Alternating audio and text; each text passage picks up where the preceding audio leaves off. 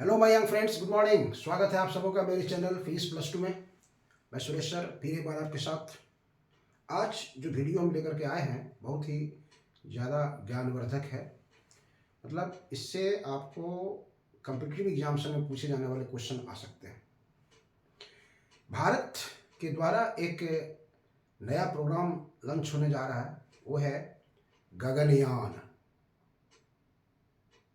गगनयान एक ऐसा मिशन है जिसमें चालक दल द्वारा अंतरिक्ष में मनुष्य को पृथ्वी से पहुंचाने की व्यवस्था है। ये एक मिशन है जिसमें पृथ्वी से मनुष्य को अंतरिक्ष में कैसे पहुंचाया जाए, वो है गगनयान। भारत सरकार का जो साइंस में इधर प्रोग्रेस हो रहा है वो बहुत ही अधिक हो रहा है, और हम आपसे भी उम्मीद करते हैं कि आप भी जब पढ़ लिख करके आगे आएंगे तो हमारे देश को नई ऊंचाई तक पहुंचाने में आप अपना योगदान देंगे। इसलिए समय बर्बाद मत कीजिए। एग्जामिनेशन आपका समाप्त हुआ है, तरह तरह के मतलब ये जो ज्ञानवर्धक चीज़ें हैं उसकी ओर अपने आप को मोड़िए और गलत वे में जाकर के समय को बर्बाद मत कीजिए। अभी आप देख चुके हैं कि भारत सरकार ने अगस्त 2023 में चंद्रमा के दक्षिणी ध्रुव पर अपना जो है अगस्त 2023 में भारत चंद्रमा के दक्षिणी ध्रुव के निकट उतरने वाला पहला देश पहुंच गया। कौन गया है? पहला देश चंद्रमा पर बहुत लोग पहुंचा है, लेकिन दक्षिण चंद्रमा के नॉर्थ पोल के निकट उतरने वाला देश, विश्व का पहला देश भारत बना है। और एक नया और कार्यक्रम जो शुरू किया गया है वो है आदित्य L1। सूर्य की ओर इस मिशन की शुरुआत किया गया है जो अभी तक कार्य कर रहा है। सूर्य से तरह तरह की जानकारियां हमारे पास वो उपलब्ध करा रहा है। इसी क्रम में इसी कड़ी को आगे बढ़ाते हुए आज जो है हम आपको बता रहे हैं ये गगनयान। क्या है गगनयान?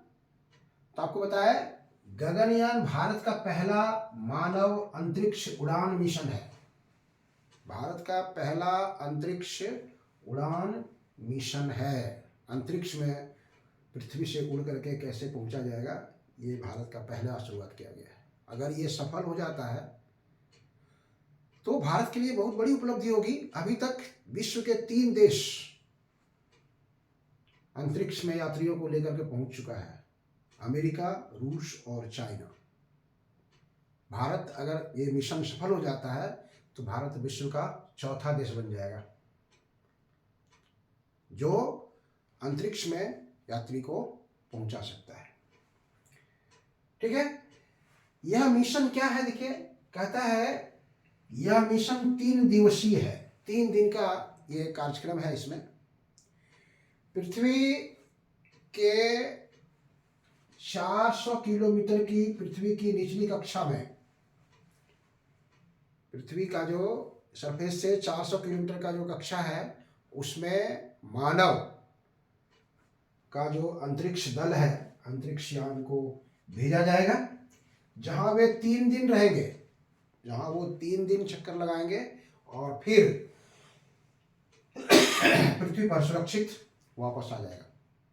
पृथ्वी के ऊपर 400 किलोमीटर की कक्षा में वो अंतरिक्ष यान जो है 3 दिन रुकेगा और फिर वो वापस आ जाएगा। इसमें कौन जाएंगे, किनको, हमको और आपको लेकर के ये नहीं जा सकता है, किनको लेकर के जा सकता है? तो इसके लिए बहुत ही कठिन प्रोसेस से गुजरना पड़ता है और उसमें जो सफल होते हैं उन्हीं का इसमें चयन होता है। और इस बार का जो इसमें सिलेक्शन किया गया है वो 4 भारतीयों का सिलेक्शन किया गया है, चयन किया गया है, जिसमें चारों एयरफोर्स पायलट हैं, 3 ग्रुप कमांडर है और 1 विंग कमांडर। कौन कौन है आइए उनसे आपको हम परिचय कराते हैं। पहला है, देखिए, पहला है ग्रुप कैप्टन प्रशांत नायर, ये केरल के रहने वाले हैं। ग्रुप कैप्टन प्रशांत नायर केरल के रहने वाले हैं। दूसरा है अजित कृष्णन, ये तमिलनाडु के रहने वाले हैं। अजित कृष्णन तमिलनाडु के रहने वाले हैं। तीसरा है अंगद प्रताप, ये प्रयागराज यूपी के रहने वाले हैं, प्रयागराज यूपी के रहने वाले हैं। और फोर्थ है विंग कमांडर शुभांशु शुक्ला, शुभांशु शुक्ला ये लखनऊ यूपी के रहने वाले हैं। मतलब 2 व्यक्ति लखनऊ से हैं, एक तमिलनाडु से हैं और एक केरल से हैं। इनका 13 महीने, पिछले 13 महीने से ये चारों व्यक्ति रूस में कठिन ट्रेनिंग लेकर के आए हैं। 13 महीने का इनका बहुत हैजार्डस ट्रेनिंग था। उसके बाद अभी भी भारत में भी उनकी ट्रेनिंग जारी है। ये जो आपका मिशन है वो दिसंबर 24 के लास्ट में भेजा जाएगा, यानी तो फिर जनवरी के फर्स्ट वीक में इसको भेजा जाएगा। तब तक इसको अभी बहुत तैयारियों से गुजरना पड़ता है इसको, ठीक है।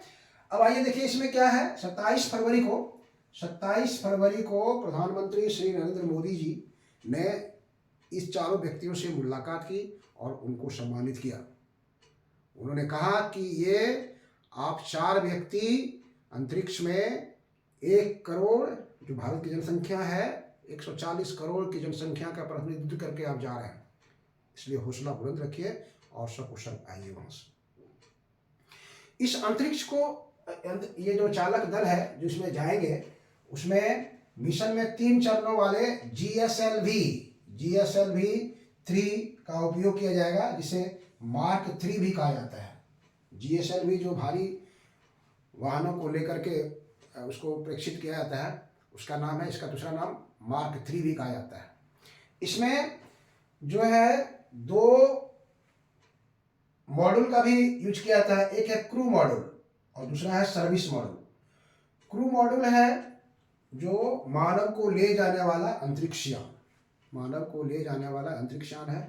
और सर्विस मॉड्यूल है, उसमें लिक्विड जो है प्रणोदक, उसका उपयोग उसको साथ किया जाएगा।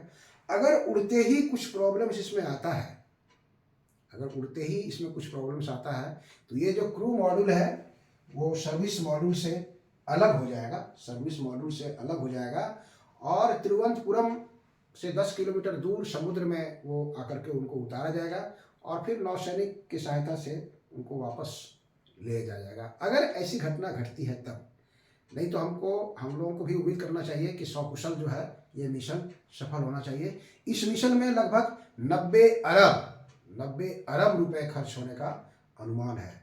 और अगर ये मिशन सफल हो जाता है तो 2035 में भारत अंतरिक्ष में अपना स्पेस स्टेशन भी स्थापित करने की ओर कदम बढ़ाएगा, 2035 तक स्थापित कर लेगा।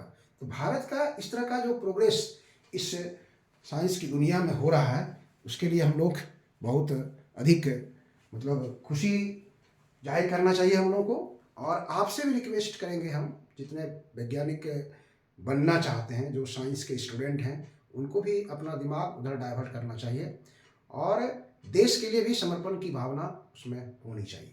अगर आपको इस तरह का वीडियो अच्छा लगता है तो इसको लाइक, सब्सक्राइब और शेयर करना नहीं भूलिएगा और बीच बीच में घंटा भी बजाते रहिएगा। चलिए, थैंक यू।